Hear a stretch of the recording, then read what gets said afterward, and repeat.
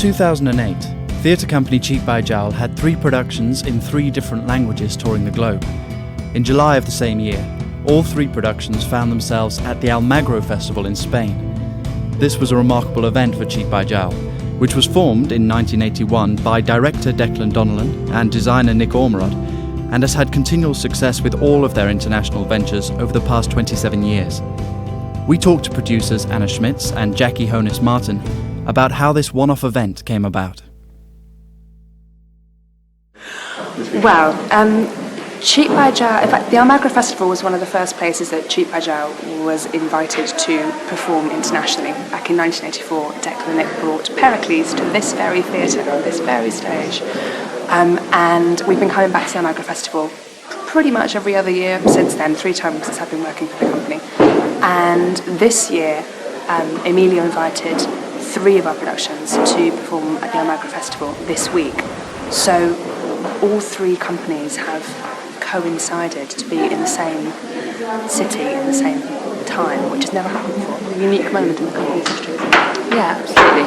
And I think what's also important to mention is that Emilio and the Almagro Festival have awarded Declan Nick a prize for their contribution to international classic theatre, and as part of the celebrations around that, as Jackie mentioned, have programmed 3 of Cheap by Jow's shows. So at a meeting, I think in December 2007, we met with Emilio from the Almagro Festival and David from the Bouffe du Nord to discuss the possibility of bringing 3 shows. So he invited the English language company to perform Troilus. He invited Cheap by Jow's Russian ensemble to perform Twelfth Night, and the French co-production with the Bouffe du Nord, Andromaque, is also performing this week as well. So yeah, huge amounts of fun having 3 companies in town at the same time. For this week to take place, it has required an incredible amount of hard work from everyone involved. The British company's production of Shakespeare's Troilus Cressida is performing in the Chorale, which lies in the central square of Almagro. It is an open-air theatre that is over 400 years old. In this space, designer Nick Ormerod's set has been adapted to fit into this historical setting. We talked to the Troilus Cressida crew about the changes made and their experiences working with a Spanish crew. They're really nice and they're really good, and they're very quick at what they do. Yeah. Yes. So we're very happy with them. We've had 2 very good crews while we've been in Spain, which is nice. We want to bring them all to Madrid. Yes. You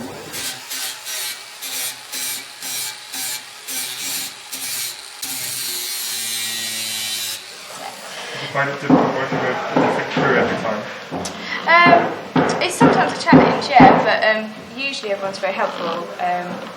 Obviously communication can be the biggest thing that's slightly more difficult, but generally, because everyone comes from a theatre background, once you've kind of done the right hand signals and used the basic pidgin language, they tend to understand what you mean, and so it's not too bad. And not everyone's been really helpful in Spain actually, really good crews. So yeah, been good.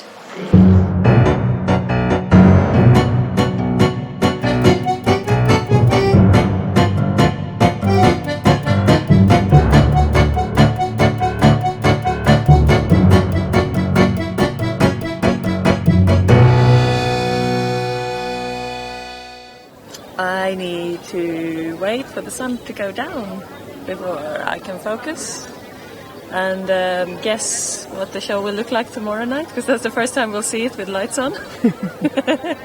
So yeah, a bit of magic happening tonight. Yes, I guess it will change quite a bit.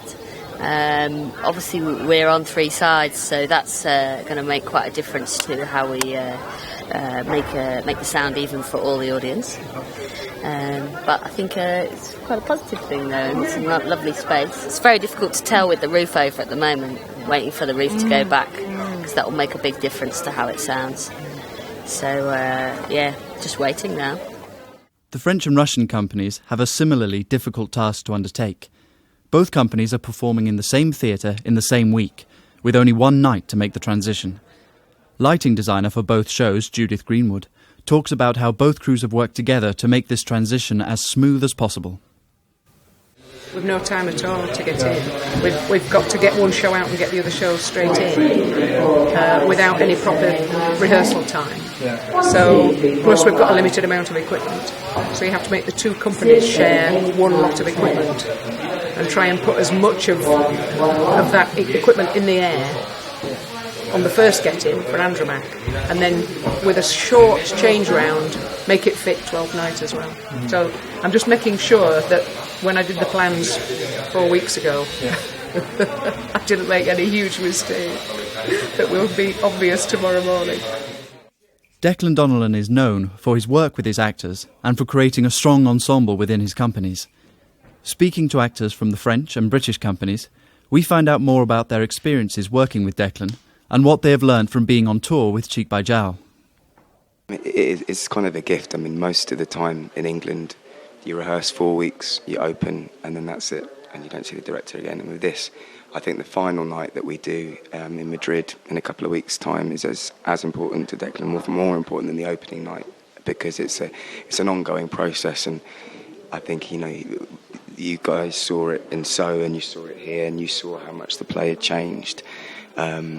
And it's a continual sort of learning curve, and that's the important thing, is trying to experience the play afresh every night. And I think any time we get too caught up in something or too comfortable with something, Declan recognises that and can change it. And I've got to be honest, there's sometimes along the way it's sometimes hard to hear something you've got comfortable with and you enjoy, and sometimes when Declan says, "Can you change that?" it's sometimes hard because you feel precious about it, but it makes you realise there's 1,000,001 ways to do any scene or any line, and as soon as you kind of get in a groove of doing it one way, you're sort of blinding yourself and you're not being open to all the other things, and you're not experiencing it afresh every time. So sometimes, initially when you hear it, when you get a note, it can be hard, but then the next day when you do it again, you suddenly think, yeah, it was absolutely, completely right. And it's a gift, because especially as you said, in England, not a lot of people work like that, and I'll certainly miss it. And it's like we played 101 time Andromaque, and he was here yesterday, and for me it's like if it was the first time I was doing Andromaque again, because he says one thing and it changes everything, and you say to yourself, wow, I understand now how I have to play. Oh good, I have many things to come on and I could try this again. So it's always different, and he makes you be alive, because sometimes you just get a little asleep and he wakes you up, and it's that's why it's so nice to play, because it's difficult to play a lot, but with him it's not, because it's always new. He gives us energy, nourriture, and we start again. So that's very good.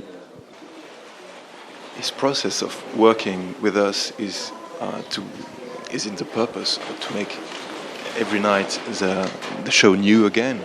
But his way to talk to us is every time new again, even if he says the same thing he said 1 month ago. And that's quite amazing to see that, because he's gonna say a sentence we could have heard 1 month ago, but just as if he was discovering it himself. And that's why it's always new, because himself is always new when he's talking, and it's quite amazing. What I loved in Declan's work is like nobody did Andromaque like this in France, because people are very, with those texts, they're very Andromaque. And before it was always played like poesy, and people were very straight like this and had the voice going like this, but they had no body. They were not alive. It was just like a big poem. So people often, when you say, "Oh, come see Andromaque," people say, "Oh, Andromaque, it's going to be terrible because I won't understand anything." And when they see Declan's work, they say, "Wow, I didn't know Andromaque was about that," and they recognize things in their lives when they see Andromaque, because he makes things very alive, and suddenly often young people suddenly want to see it, and often older people who did theater very classical way, they're shocked because it's not a poem. But I think it's so great that it's not just words, that it's alive. So that we played in places where there was really young people who didn't go to theater normally, and they were listening everything. And after we talked to them, and they say, "Wow, it's violent," and we were talking about it, and the text came towards them. So that's great. So they know Racine now. And when they studied in school, they say, "Wow, it's really about us and not about just things that don't exist." The atmosphere around the three companies in Almagro has been very exciting. Not only has it been a unique opportunity for the three companies to share their experiences, but it is also an important landmark in Cheek by Jowl's history. It is a very special moment for artistic directors Declan Donnellan and Nick Ormerod, who have always wanted to bring their international companies together in this way. Very excited about the French-Russian-British Union, yes. I think that, it's an exciting collaboration of European and Russian work, and, it's nice to all be in the same place at the same time, Yeah, it's a great coming place together to be of minds. coming together. Yeah, great place to be coming together. And what about the three companies in Almagro? And what about the three companies in Almagro? You mean the first time that Declan's huge international empire has been brought together under almost one roof? One roof and one sky. Yes, exactly. What a brilliant record. This may never ever happen again, or it might become an annual event where whatever he happens to have going around the world from his different companies put together somewhere in a festival. But this is the first time it's happened so far. And it's interesting to think that actually this is the penultimate Troilus, but the other two, Twelfth Night will just go on forever. And Andromaque has got the whole of next year on tour, including its UK visit. So they'll have another life, those two. So this is the one and only chance, really, to get them all together. I was just going to say, it's when you actually get to somewhere like Almagro, and all three companies are here, and then it really sort of becomes clear to you just that Cheek by Jowl is an international company, and it's the first time I've ever worked with a company like that. And there's something sort of unspoken that's very interesting between the actors from the different companies, because Declan has a way of working, and it translates into any language. And so it's interesting when you sort of talk and you find out what the words are in French for putting the cap on something. Couvercle. Yeah, couvercle. More couvercle. And we said some jokes about that, but I think that's why the work is so popular around the world, because it can translate. It doesn't really matter so much about the language of the actual words. It's the nature of the relationships between people, and I think that translates into anything. So it's quite, when you meet someone, there's a sort of there's a knowledge there that you've all experienced a similar way of working, and you're part of something special, and it's a treat to work on something where you're think the work's constantly changing, and so it's even if we don't all speak the same language, there's a language in the way we worked that we all share.